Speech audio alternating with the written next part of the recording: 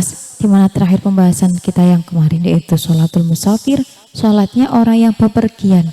Di mana untuk orang yang bepergian ketika nanti sudah menempuh jarak yang telah diperbolehkan oleh ulama untuk menjamaknya atau mengkosornya, itu nanti maka boleh menjamak kosor atau menjamak saja. Yang mana untuk kemarin itu sholat-sholat yang bisa untuk dijamak itu zuhur dengan asar, maghrib dengan isya. Kalau untuk sholat subuh nggak bisa ya.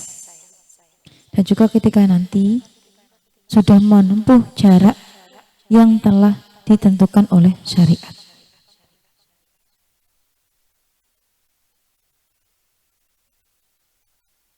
Dimana kemarin jaraknya 16 farsah ya, kurang lebih 120 km.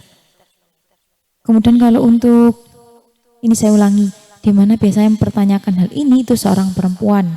Karena di waktu kita membahas Risalatul Mahid tentang hukum-hukum fikih perempuan, itu ada yang menanyakan gimana kalau untuk orang istihadah atau mustahadah yang bepergian, gimana dengan cara sholatnya? Adakah rukhsah? Mungkin yang dia maksud rukhsah itu seperti entah itu sholatnya dikodok mungkin kali ya. Yang dimaksud kalau sepemahaman saya kayak gitu. Yang dimaksud seseorang yang bertanya tuh, kalau untuk masalah rukhsah sholat itu bukan kodokan ya, bukan. Yang ada tuh jamak kosor ataupun nanti dilakukan dengan sholat ajiz, sholat semampunya. Kalau dia tidak mampu untuk berdiri gitu.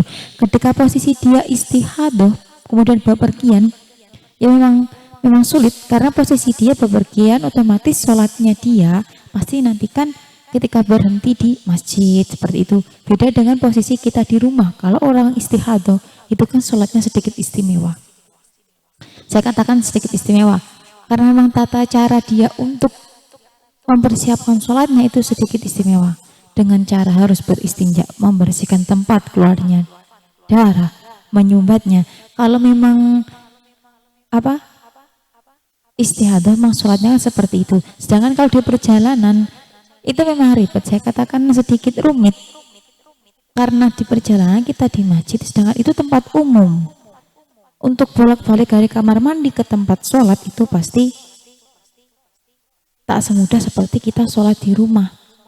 Tapi kalau untuk hal tersebut yang saya pahami ya, tidak ada ceritanya rukhsah untuk orang istihadah tidak sholat ketika bepergian, dia tetap sholat. Kalau untuk jamak kosor gimana? Boleh, tapi itu catatan ketika untuk menjamak, otomatis kan menjamak berarti dua sholatan yang dilakukan dalam satu waktu. Ketika nanti melaksanakan sholat yang kedua, misal dia menjamak takdim di mana sholat ini dilakukan di waktu awal, zuhur dengan asar, maka sholat asar dilakukan di waktu zuhur, otomatis kan melakukannya secara runtut, harus dengan runtut. Sholat zuhur terlebih dahulu, kemudian asar. Ini kalau jamak berarti rakaatnya tetap ya, kalau hanya jamak rakaatnya tetap 4-4, tapi kalau jamak kosor berarti rakaatnya menjadi 2-2. Ini nanti setelah melaksanakan sholat zuhur selesai, untuk melaksanakan sholat asar, maka untuk mustahadah ini wajib untuk mengulangi wudunya, mengulangi toharohnya. Jadi seperti dari awal, meskipun tadi di awal waktu sholat zuhur dia sudah bertoharoh, bersuci, membersihkan, menggunakan kain yang baru seperti halnya orang istihadah pada umumnya, tapi untuk sholat asarnya maka dia juga harus tetap mengulang hal yang sama. Karena apa? Karena hukum untuk orang istihadah, satu kali wudhu hanya boleh untuk satu kali sholat fardu. Bukan hanya wudhunya yang diulang ya, tapi kain yang dia pakai, atau mohon maaf ya bahasanya kalau kurang sopan, pembalut yang dia pakai, terus kapas yang digunakan untuk menyumbat tempat keluarnya darah, ini juga harus ganti yang baru. Karena apa? Untuk sholat asar ketika dia tidak bertoharoh lagi, bersuci lagi, beristinja lagi, kemudian hanya wudhu, karena untuk sholatnya ini sama saja sholatnya nggak sah. Karena apa? Dia dihukumi seperti halnya orang sholat yang membawa darah, gitu ya. Jadi setiap akan sholat untuk orang istihadah wajib membersihkan tempat keluarnya darah menggunakan haswu. Itu menggunakan haswu catatan tidak pada bulan Ramadan. Kalau ketika pada bulan Ramadan itu tidak kebalik. Wajib tidak menggunakan haswu ya. Wajib tidak, bukan tidak wajib. Satu kata memposisikannya beda, maka nanti akan beda makna. Kalau saya katakan gini, di luar bulan Ramadan seseorang itu wajib menggunakan haswu selama dia tidak tersakiti. Maksudnya ketika memang sakitnya sakit banget. Tapi menurut saya ya, selama belum mencoba, itu tidak ada kata untuk mundur. Kita nggak bisa menghukumi ini sakit kayak gitu. Kalau memang dia punya sesuatu, misal entah catatan medis atau entah apa, itu memang sangat menyakitkan untuk dia tetap menggunakan haswu. Haswu itu penyumbat, yang mana digunakan untuk menyumbat tempat keluarnya darah. Itu nanti boleh dicukupkan cuma memakai kain atau pembalut saja. Kemudian ketika di luar bulan Ramadan, dia kan wajib menggunakan haswu. Tapi kalau di dalam bulan Ramadan, dia wajib tidak menggunakan haswu. Berarti tidak boleh, ya intinya tidak boleh. Karena apa? Untuk menjaga agar sah puasanya. Karena ketika seseorang itu puasa, dia menggunakan haswu, maka puasanya hukumnya batal. Meskipun itu puasa sunnah gitu ya.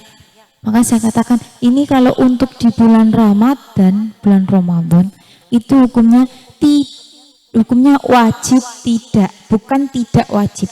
Kalau kita katakan tidak wajib menggunakan haswu, berarti nanti larinya bisa ke sunnah, bisa ke mubah, kan nggak wajib, kayak gitu loh, kan nggak diwajibkan. Tapi kalau kita bahasanya wajib tidak menggunakan haswu, berarti kan harus, wajib itu artinya kan harus tidak menggunakan haswu. Makanya saya katakan bahwa nanti peletakan dua kosakata yang berbeda ini menjadi berbeda makna. Yang benar tuh wajib tidak menggunakan haswu, bukan tidak wajib. Kalau tidak wajib nanti ngarahnya ke hukum sunnah ataupun mubah. Maka ketika ada orang yang menggunakan haswu di bulan Ramadan, dia menghukumi boleh. Karena bahasanya tidak wajib, berarti kan nggak wajib, berarti boleh dong. Berarti bisa jadi sunnah atau hanya makruh kayak gitu loh. Kalau kita letakkan kata wajib dulu, wajib tidak menggunakan, maka ini nanti harus tidak menggunakan. Karena kalau menggunakan nanti puasanya batal kayak gitu loh. Jadi sama kayak orang ini musafir, posisi dia tuh mustahadah, orang yang istihadah, sholatnya dia tetap berlaku seperti istihadah pada umumnya. Gitu. Gak ada ceritanya istihadah itu tuh ruksuh sholatnya itu nanti di qadha atau di perjalanan gak ada ya. Kalau di jamak di qasar bolehnya boleh. Cuma itu setiap kali akan sholat maka dia harus bersuci dari awal, wudhu dari awal. Karena satu kali wudhu hanya boleh untuk satu kali sholat fardu. Tapi kalau untuk sholat sunnah itu boleh berkali-kali. Jadi untuk kalian yang sedang bepergian itu nanti melakukan jamak qasar ya. Kalau jamak qasar kan bepergian yang tidak memiliki tujuan maksiat loh ya, yang sebenarnya yang saya ketahui loh. Itu nanti untuk kalian yang sedang mengalami istihadah itu boleh menjamak qasornya, tapi dengan catatan seperti itu, setiap akan sholat berarti harus wudhu gitu. Jadi kalau menjamak maghrib dengan isya di waktu isya kan runtut tuh, ngerjainnya maghrib dulu baru isya. Setelah maghrib, di saat kalian mau melaksanakan sholat isya berarti kalian harus ke kamar mandi, wajib membersihkan tempat keluarnya darah, mengganti dengan kain yang baru, kemudian wudhu lagi, meskipun posisi kalian tuh nggak batal kayak gitu loh. Karena memang hukumnya untuk mustahadah itu satu kali wudhu, satu kali sholat fardu. Dan hal-hal yang harus dilakukan ketika akan sholat, maka dia harus membersihkan tempat keluarnya darah. Dan berusaha meminimalisir keluarnya darah. Tapi ketika memang di perjalanan kan, masjid itu biasanya kalau di pinggir jalan itu besar-besar. Itu antara jarak tempat wudhu sama tempat sholat saking jauhnya. Kalian nggak bisa nahan darah. Yang namanya darah kita nggak bisa nahan ya. Keluarnya itu tuh qadarullah, bukan kekuasaan kita. Beda kalau kita kebelet buang air kecil atau buang angin itu kita bisa nahan. Kalau darah kan nggak bisa. Darah itu beda ya sama buang air kecil atau air besar, beda, itu nggak bisa ditahan. Kalau waktunya keluar ya keluar kayak gitu loh. Itu nanti ketika di tempat wudhu ke tempat sholat, darah kalian sudah merembes ke kain yang dipakai, itu nggak apa-apa. Itu nggak apa-apa. Dimana sebelumnya memang kalian sudah berusaha semaksimal mungkin untuk meminimalisirnya dengan